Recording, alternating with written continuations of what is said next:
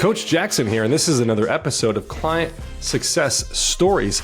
I'm joined today by Brian, and Brian did unbelievably well in the program. He lost 28.6 pounds, 5.3% body fat, an important 1.52 pounds of visceral fat, and also added 163 points to his strength score. And he did all of this in just 16 weeks. So I wanted to bring him on to share his story and to give some insights, tips, tricks, maybe even some mindsets so that you can help with your journey. So Brian, welcome to the program. Why don't you introduce yourself? Yeah, thanks for having me. I'm Brian. I'm 41. I was 40 when I started the program, turned 41 during the program, held strong during the birthday. It was difficult, but held strong. I'm an attorney. I work from home. I have two small children. My wife also works from home.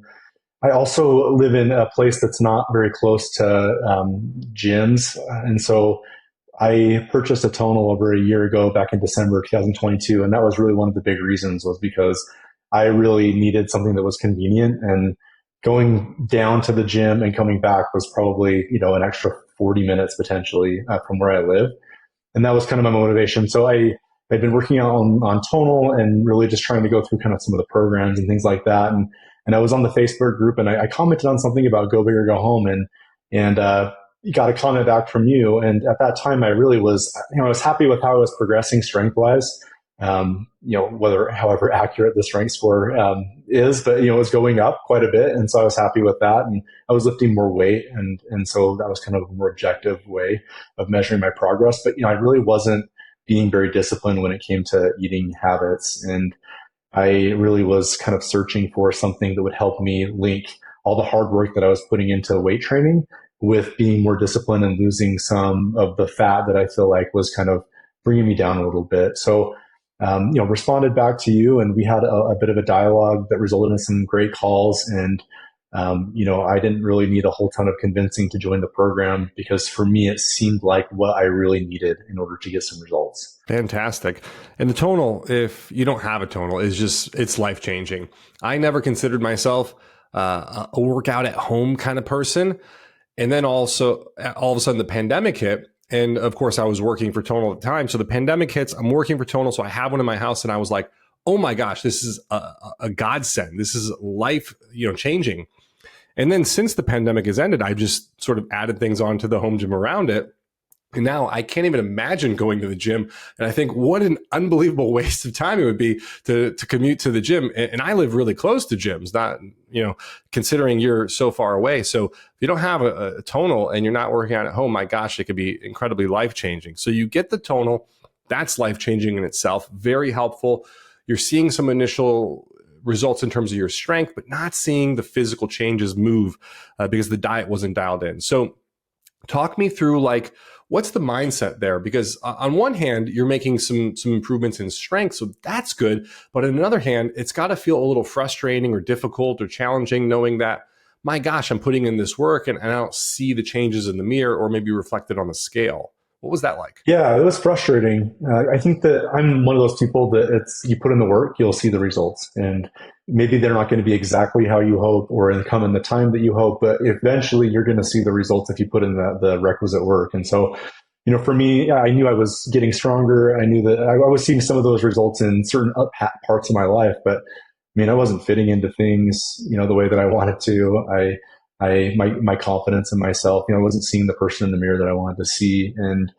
And so for me, it was a little bit frustrating, but, I didn't know what the problem was. And I really felt like I just needed something that was going to inspire me enough to do the other part of the work. And honestly, I kind of think it's not just the other part of the work. I actually think that the eating part is such a huge, massive contributor to getting the kind of results that are aesthetic, the ones that you can actually see. And so for me, I really was just kind of wandering. I was putting in a ton of effort on Tonal and trying to do better all the time. But you're right. I just really wasn't seeing it in the mirror and where I wanted to be. I had also had a visit with a doctor that was kind of like a physical. And they told me that I had really high cholesterol. And for me, that was a bit eye-opening as well, because I had never been told that before. I don't have any health problems or anything. I've never had, but obviously, you want to be preventative about some of those things too. And so it was kind of around that time that I kind of was left reeling a little bit by that, really, really high cholesterol. And one of the things that the doctor said that could contribute to my high cholesterol was my weight. And so for me, it wasn't just aesthetic. It wasn't just, I want to feel better about myself. It was, hey, I have a family. I also, care about myself, and I want to live as long as I can. And I want to, not necessarily, burden me or my family with health problems. So, that was kind of where I was at when I met you and when I decided to go for it and invest in myself. Gosh, yeah, there's nothing like hearing a report like that from a doctor to kind of wake you up and shake you and open up your eyes and say, wow, I really need to do something about this. So while there was some building frustration and maybe some challenge with not seeing the successes that you wanted, I'm sure that report from the doctor certainly got your attention and said, wow, I need to do something here. So that's how you kind of got the cue, got the wake up call. Hey, I need to do something. We connect, we have a conversation, and then get you into the program. So, when you started the program, what was your initial goal? What did you think was possible? Kind of just talk me through that. It's not a question I think I've ever asked somebody before. So I'm curious what your thoughts are. Like, what did you think it was going to be like and what was going to potentially happen versus what actually did happen? Yeah, that's a really good question. I mean, I had certain goals that part of the process of leading up to the program was, not being forced to, but really sitting down and thinking about what I wanted to accomplish during the not just the 16 weeks, but after. And I, came up with some numbers that, I didn't really know how reasonable they were or not. I had, at one point in my life, I weighed quite a bit more, and this was years ago. And I had gone through, losing like 70 pounds. And so I'd gone through a process before and kind of knew, like, if I really buckled down and really tried, what I could lose. But I had never ever done that with actual real tailored strength training to what I needed personally, which I got from you. I was just kind of going to the gym, sitting on my phone between workouts, not really, I mean, working, but not really working, kind of aimlessly, trying different workout, programs. I didn't have a tonal at that point. And so, for me getting into the program, I kind of knew what I was capable of weight wise. But one thing that I realized from the program is how important body fat percentage is and how maybe less important what the scale says, because at points in my life when I was really losing the weight, I weighed a lot less than I do now, but I don't think that I looked the same way. And that's one thing that doing the program made me realize is like how important that really body fat percentage is compared to how much you weigh. So for me, I really wanted to first and foremost try as hard as I reasonably could. That was my first thing, is I just wanted to give it my all. And I felt like if I'm going to invest this in, which is hard earned money for everybody, and not only that, but I think more importantly, time. So I think that's the most important thing actually, besides money. If I'm going to invest this in myself, I'm going to give it my all. I'm going to have no regrets. And so for me, that was kind of where my baseline was. Is I really just wanted to start and do my best, but that was my intention. I had certain numerical goals that I wanted to hit, but those were really based more off of like a starvation type diet. I had never done something like this before that was a good mix of lose weight and on one phase and then start to build with other phases. Everything I did was just kind of lose weight and kind of eat the same thing every single day. Not really a sustainable type of lifestyle, which is, why I ended up needing to come to you, was because I wasn't able to kind of sustain that and fell back into kind of some old bad habits, made excuses for those given life circumstances.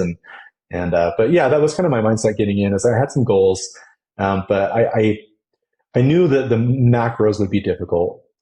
And that was because I had tried tracking macros probably half speed one time in my life and just thought it was way too rigid for me. How am I going to do this? How am I going to, if I don't have something in the house, right? I want to go out to eat. Like, what am I going to do? Because it's so rigid. There's very few foods that are just carbs or just protein or just fats that you can kind of make up for the difference. And you always kind of have a combination of at least two of them, most times three. So I was a little bit intimidated by the macro counting. I wasn't so intimidated by the workouts because I had been working out. I felt pretty hard on tonal for a year before. And I was very grateful actually that I had that year to kind of ramp up, because, your workouts are no joke. I mean, they're, if you give them their all, they're difficult workouts. So, I was mostly intimidated by the macro counting. Okay. So you obviously had some exposure to working out. You've been doing it for a while previously. What was the difference between what you were doing previously on Tonal and kind of what we ended up setting up for you? And how did that potentially help with your transformation? Before we dive into the macro stuff, which is, of course, on people's minds, I'm sure. Yeah. So with Tonal, those that have it understand, but maybe if you don't have it, there's certain programs that you can subscribe to. You can only be in one program at once. And what it is basically is kind of a week's worth of workouts. And there's different ones that are tailored for different purposes. And but the problem with it is, and obviously Tonal has changed my life, so I don't have much negative to say about it. But I really feel like it's like having a bunch of great pieces of a puzzle without really having them linked together. There's no, hey, if you do this program, you should do this one next. You should do this one next in order to kind of progress and to kind of accomplish what you're looking for. So even though I was getting some results as far as I was getting stronger, I was able to do the same workout, I was able to lift more weight over time. I don't feel like there was really any rhyme or reason or any kind of direction to what I was doing because I just didn't know what to do. I was just kind of like, oh, this program is trending, or Go Big or Go Home, which you're famous for, is like the one. So you do those ones, but there's really no, hey, what do I do next, or or what in what order do I do these? Well, there's 1, 2, and 3, and so for me, it was just kind of aimless. And what I found from the workouts with you is there's a really, really good mixture of lifting heavy, lifting with higher reps at certain times too, getting some HIIT in. The different phases have different things. And then also getting the ab workouts in, because really that's something that I was doing once a week. I was doing a program that you recommended to me that was a program that I think that you also were on as well, for abs. But I was doing that like once a week. And that was a big, big difference. And something to really get used to with your program was a lot more ab work. But I felt it. I mean, I could definitely feel the difference in just doing it once a week and then having something that was giving me direction, especially on abs. And then especially on HIIT, because I wasn't doing a lot of HIIT training before. And your workouts do have some good amount of HIIT in them at certain times in the program, which I was grateful for because that was always really good, different than what I was used to, which was kind of sitting at the bench, sitting on my phone, letting 2 minutes or 3 minutes go by, not knowing that 3 minutes had gone by, my heart rate's going down, and then doing the next set or whatever part of the workout that I was in. So that was a really, really great difference, is getting a lot more ab workouts and getting good HIIT in at the right times too. Yeah, fantastic. And for people listening, what you got to understand is that if you want to burn body fat, you have to increase your energy expenditure. You need to be in a caloric deficit. So you need to obviously consume less food, but increase your energy output at the same time so that you can be in that energy deficit. And then in order to do that, one of the ways is obviously increasing the energy output during your workout. So by reducing rest periods, following a little bit more of a metabolic plan, getting that heart rate elevated during your workouts, we can get that type of output that we want while still maintaining strength. So you don't have to do quite so much cardio. It's kind of like a combination of cardio plus strength training in one workout, and it gives you your best bang for your buck. It's not that resting for 2 or 3 minutes occasionally isn't a good thing. If you want to maximize muscle completely or strength, for example, some of our clients do things like that who are in different phases. But if you want to reduce your body fat, that's a big concern for you and it's something you've been struggling with, then resting 2 or 3 minutes is not going to be the right strategy. And then the second thing is that just picking random programs and jumping around isn't going to be a great strategy either, because what you end up doing is that you're not increasing progressive overload as you go from one phase to the next to the next. Now, that's what we have to do if you want to continuously see changes in the body. Build more muscle, improve your cardiovascular, have more endurance. If you want to do these things, it's progressive overload. That is the underlying principle of all of this. It's the principle of change in the body. So every single phase, you have to be leveling up. And there's lots of ways to do it, but it has to be planned. And you have to pull on these program variables in order to do it. And if you're randomly selecting a program, you don't know what the program variables are that are changing. So you can't, from an educated standpoint, you can't make a good decision on what to do next because there's no guide. There's no way to measure this. So you're just randomly choosing. And that's kind of the one, unfortunate thing is that if you want to get to that next level, you have to be more strategic and intentional about your programming. And the only real way to do that is to either look at every single workout and break down the sets, the reps and everything in a spreadsheet, which nobody's going to do, or to go set that up yourself or to get that program from somebody else. So that's kind of the way we set things up. Now, in terms of diet, let's circle back to that, because that's, as you mentioned earlier. Now, people will say things like, you can't out train a bad diet.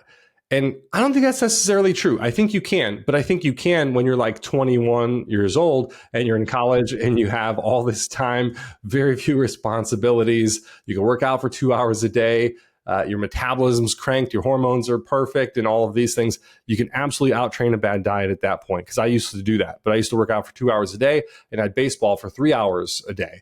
And that was like 6 days a week. So you can out train a bad diet at that point. But once you get older and you have responsibilities, you have your career, you have kids, you have all these things, your energy output goes down because you're sitting at a desk all the time, then you just can't out train a bad diet. It's just not possible. So we have to dial the diet in. So working out will help you get stronger, better in many different ways. It'll improve your health 100%. But if you want to see that weight change, if you want to see your body fat go down, if you want to see the visual changes in the mirror, your clothes fitting differently, you have to dial in the diet. It's the combination of the two things that you got to get. So you were very afraid of macro tracking. And it's certainly one of the skills that we teach people in the program, because it's not dogmatic. It doesn't mean that you can be a vegetarian and track macros. You could be a vegan and track macros. You could be carnivore and track macros. You could eat high protein. You could eat moderate protein, high carb, low carb, right? Tracking macros is sort of the foundational skill that can open you up to any of these things. So that's why it's so important. It's such a great skill, but you were afraid of doing it. So what was that experience like, and how did you manage that as you went through the program? Because I know that question is on people's minds right now. It was, like I said, intimidating at first because I had attempted it before with no success. And it was really due to a lack of effort, because it's possible. It's just, it's rigid at times. And the way that I tried to overcome that was to plan. Every day I would get into my fitness pal at night before I went to bed, and I would track all the food that I was going to eat the next day according to what I had available at home, or if I knew I was going to be able to go to the store and actually get something for sure. There was no doubt that I was going to be able to get it. And that was the only way that I could do it. And even at the beginning, even doing that, it was very difficult. I found myself at the very, very beginning, i.e. like the first 3 days, eating the exact same thing, because I had found a day that it worked, that I could have all the food that I needed, and it worked with the macros. And then as time went on, I still had some go-to things that I felt that I liked, that had good macros, that wouldn't mess up the rest of my day. I would kind of go to those, but there were other meals that became more variable. As I got further in the program, I got brave enough to include like a Chipotle bowl in there, where I could fit it within my macros. Not super often, but every now and again, when my wife got sick of never eating out with me, I was able to actually do that. But for me, I always needed to go someplace where I could, that would allow me to have at least a sense of what the macros would be. And I understand that those usually aren't perfect. And so I'd usually build in, like if I had a day where I was eating out, I was very strict about my calories, because I knew that those could be wrong. And so I just always wanted to be super strict about those. But as time goes on, just like everything else in life, you get more used to it and you get more skilled with it. And if you put in the effort and you really track it every single day, and like I said, for me, it was just, if you're prepared the day before, the next day when you wake up, if life throws something at you like it always does, some days with kids and work and relationships and whatever it may be, car problems, or, you'll be prepared for it, because you'll already have everything ready to go. And so really, I think that for me, 90% or 95% or so of the days, I have kind of a regimented schedule with my life. Those were like not easy to do, but it wasn't super hard. But every now, 5% to 10% of the time, something happens where your schedule gets crazy. Someone gets sick, or you get sick, or, something happens with work, or, and if you're not prepared, that can really throw you off. And so for me, it was always great having, it was just almost having like my bag packed for my trip the night before, not waiting till the very last second. And I had everything just ready to go. So if something happened, I was ready for it. I had my food with me already. And so that really helped me. And it's just like anything else. It's intimidating at first, but you do get used to it. And it becomes maybe not second nature yet, but it becomes a lot easier as you go along. And I would say it becomes a lot easier pretty quick. like i.e. like maybe week 2, it starts to get a lot easier. Yeah, that's fantastic. One of the common themes that comes up over and over and over again in these interviews I've done, and I've done over 75 now, which is incredible, but it's the preparation, it's the planning, it's thinking ahead. And this is something that I do now, but I do it second nature. I just do it. Before I go to a restaurant, I look at the menu. What are the best options there? What am I going to want to have? What's high protein? What's, maybe low carb or whatever if I want to eat that way. So I'm automatically doing that now. I just don't have to think about it anymore. It's just part of who I am, my identity, my habits, etc. But with people, it's planning and preparation and looking ahead. So yes, in the beginning, tracking macros, because you're not very good at it, is difficult. Anything that you try to do, learn a new language, practice law, work out, lift weights, anything that you try to do, in the beginning, you're not going to be very good at it, and you're going to be cumbersome. It's going to feel awkward, and it's going to take more time. It's going to take more planning and preparation. But if you put in the hours, you put in the sweat equity, you build the skills up over time, all of a sudden it gets a lot easier and a lot easier and a lot easier. And what we do is we start pretty strict and we make sure it's kind of difficult in the beginning, just honestly to make it easier on you, but also to help build some momentum.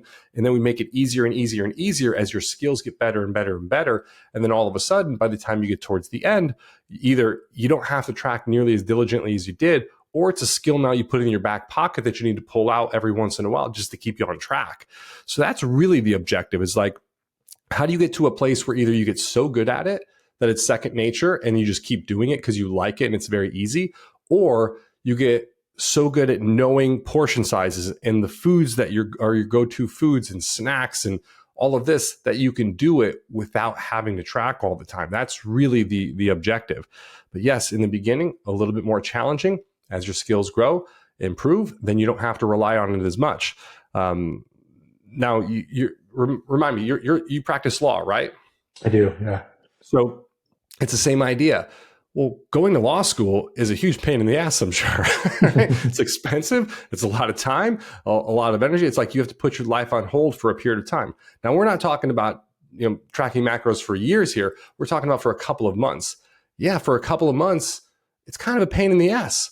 But the rewards we're talking about can be massive, compounding rewards for the rest of your life. Just like going to law school is a pain in the ass for a period, but the rewards on the back end are going to pay dividends for the rest of your life, because now you can practice law, command a great salary, and make a wonderful living. So like anything, you're going to get what you put into it. And I want to acknowledge you and thank you for putting so much hard work into it. But the question that always comes up is, oh, okay, well, how did you stick to it though? Was it the community, the accountability? Like what was the forcing function? Was it maybe thinking about failure or the doctor's report? What was the forcing function that got you to stick and to do the things day in and day out? Because you mentioned earlier, I wanted to give this my best effort. I wanted to commit. I wanted to make sure I did well in this. And you crushed it. You did well. You lost 28.6 pounds, 5.3% body fat. Your strength score went up 163 points. You did awesome. The photos look unbelievable. What was the forcing function that allowed you to stick and put in the best effort day after day after day? It was a confluence of different things for me. I, like everybody else, I work really hard for my money. And whatever it is you do, like you work hard for it. Most of us would probably rather be doing something else than doing our jobs. If you don't, then I envy you greatly. I mean, I don't hate what I do, but I work really hard for my money. I sacrifice time with my family, and for me, one of the things that really helped me, that was a big contributing factor, was investing. And that's something that you and I talked about at the beginning. Is that if you want to get expertise from somebody that is going to help it change your life, and you're going to want to get tailored personal service that's, like I said, specific to you and your needs, there is a price that has to be paid for that. And that's the same way it is with anybody in any field. If you want somebody who's good at what they do, somebody who's going to put the time in, you need to invest. And so for me, the first thing that really motivated me constantly was that I had invested a monetary amount, and also my time. My time away from my family, working out, doing these workouts, and also investing in the program. And so for me, that was a big, huge motivator for me, that if I ever wanted to quit, or if I ever wanted to let up, if I ever wanted to take some days off or miss workouts, didn't miss a single workout the entire program. If I ever did, it was, hey, Brian, you've invested a great deal in this. And not only have you invested in this, but your family has invested in this too, because your investment is your family's investment. And so that really, really motivated me. And then second, my wife is incredibly supportive of me. And I think that as sometimes if you're in a relationship, it's difficult to do things like this because you establish certain habits that make you maybe feel guilty. My wife and I every now and again would order some cookies at night or something and enjoy those together, or we live kind of away from things. We get DoorDash a lot and things like that, and it almost becomes like more of an experience than just the food of being with somebody.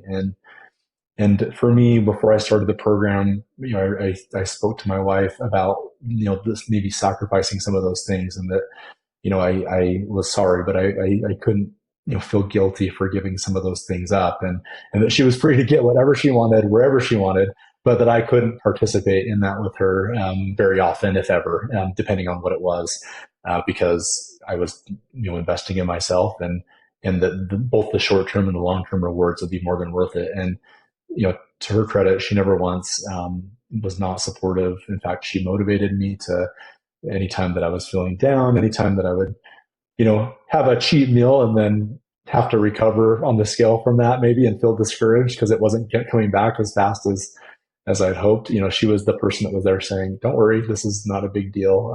It's okay. Keep going. I'm proud of you. So that was another thing for me that really helped me, not only keep me motivated, but it also helped push me in a forward direction on this, was having family. And lastly, my own personal health. I don't know if you have to go into a doctor's office and have them tell you have high cholesterol to know that certain decisions that you make today can affect your long-term health. And I'm 41, but I have some very young children, and so when you're maybe a bit of an older parent, like I feel like you maybe have to be a little bit more cognizant of I want to have the energy to play with my kids like I would have when I was 31 as opposed to 41. And if I'm going to do that, there's a certain price that I have to pay at 41. I have to eat better. I have to also be physically active with them. The energy just doesn't show up. And it starts to deplete as you get, a little bit older. And so that was another huge motivator for me was my own health and being able to be the type of father that I want to be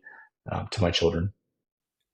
Wow, that's incredible. That was very heartwarming, very touching, caring on so many different ways, and just so raw and true. Because, gosh, I mean, you're right. You're investing not just yourself, but you're investing for your family, for your future, for your longevity, to be there, to be the example for many years, to have the energy to keep up, to be the role model, all of these things. And it's so important because, as you know, I've talked about this many times.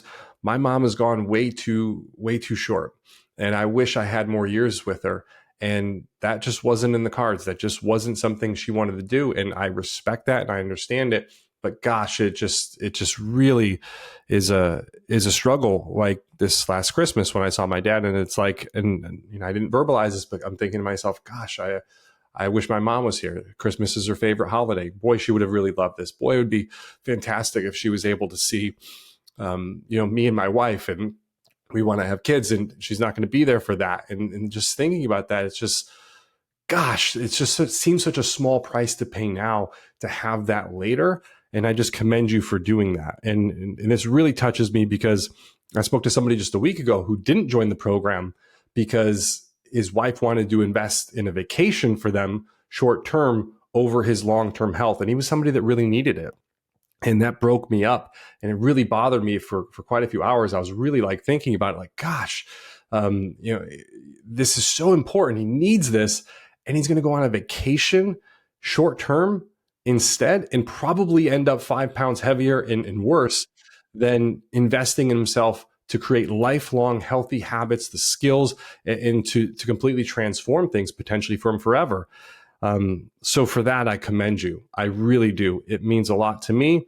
It means a lot to your family. I know it does. It means a lot to the community members and all the people around you who've seen your transformation and been inspired by it. What you've done is far more important than you could even imagine, because it impacts people. People see it. and people will respond to it. So thank you. Last question I'll ask, because I want to be respectful of your time, is, now that you've gone through this journey, you've talked about some things that were challenging, some potential sacrifices. Was it worth it? And if so, what ways was it worth it? I can't express how worth it was. I always knew, it's 16 weeks. I was kind of raised with, I can do anything for X amount of time. I can do anything for a day. I can do anything for 16 weeks. But as I got through the program, I realized this isn't just 16 weeks. I want this to be my life. And I tried to have the attitude during the program that if this really is going to be my life, truly, then if I have a bad meal or something, then it's not a big deal, because this is going to be my life. Meaning, the rule's not, the exception's not going to become the rule in my life. The rule is going to be that I'm going to invest in myself, both in my diet and in my activity, my physical activity. And if that's the rule in my life, then an exception that comes along is not going to bother me so much. I'm not going to get down about it, because I found that when I get down about myself, I'm not as motivated to do those things. I just, throw caution to the wind and eat what I want, and maybe get some type of comfort from eating whatever I want. And maybe some people cope with things that way. But for me, it was, I want this to be my life. And if it's going to be my life, then this is not just a 16-week commitment. This is a commitment for the rest of my life. And one thing that we talked about at the beginning that I was always very impressed by was, you told me, I don't really want you to be like a lifetime client. I want you to practice these habits for the rest of your life, but I don't want you to be like a lifetime client, because I want to teach you the skills that you need in order to be able to go forth in your life and be able to have these be a part of it and not need me to be there holding your hand. And I felt that although you were incredibly responsive, the program gave me everything that I expected, everything that you promoted it to be, and then some. I feel like you taught me through the program skills that I can use for the rest of my life to make this a lifetime thing. And for that, I thank you, because I have always been the kind of person that will put in the work, but I really, really needed direction, and I needed to be able to know how to acquire the skills. And there's just such a wealth of information everywhere these days that I feel like you can kind of get caught up in the information overload as far as diet and workouts and things like that, that it really is nice to have somebody that knows what they're doing clearly, give you a program that is both easy to understand from the get-go, and it's doable. It's not easy, but it's definitely doable. And I feel like it also matches with any lifestyle. It's adaptable to any type of lifestyle. I work a lot. I'm at home. But it's definitely adaptable to my lifestyle, and I can't see how it wouldn't be adaptable to anybody else. I also want to say something that I had a couple of times during the program that I had a couple of little small injuries.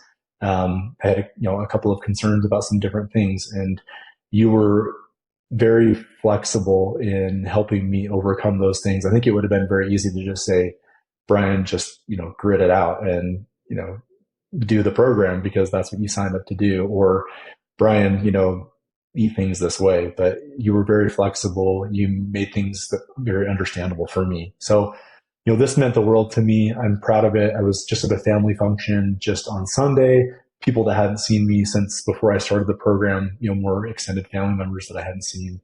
We were at a family dinner, and every one of them, couldn't believe the transformation. So it's like one thing that you said recently on a video you put on Facebook is that we don't do this for adoration and for validation from people, but it sure feels nice when it comes, and that's kind of how it was for me. Like, I didn't do that for my aunt necessarily or for my cousin, but like when it comes, it sure feels good, like to see it. And it's those little moments that, make you realize how worthwhile and worth the investment, and then plenty more that this was, and how I want to continue this through my life.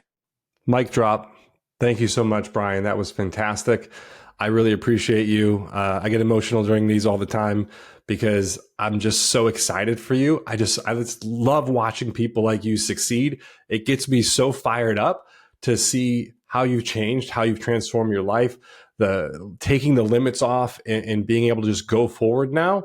And to your point, to execute on your own without me having to do this so I can go help somebody else. Gosh, this just fires me up. Thank you so much for doing this. This made my day. It really did. I needed this today. I really appreciate it. I appreciate all your hard work. And you're a rock star, my friend. Welcome to the Action Jackson Fitness Hall of Fame. You're a new legend. Thank you so much. Well, thank you. I can't express my appreciation and gratitude for everything that you did and all the support that you gave me. And I can't even quantify it. So thank you. You heard it, everybody. Action's the difference. So get out there and take some action.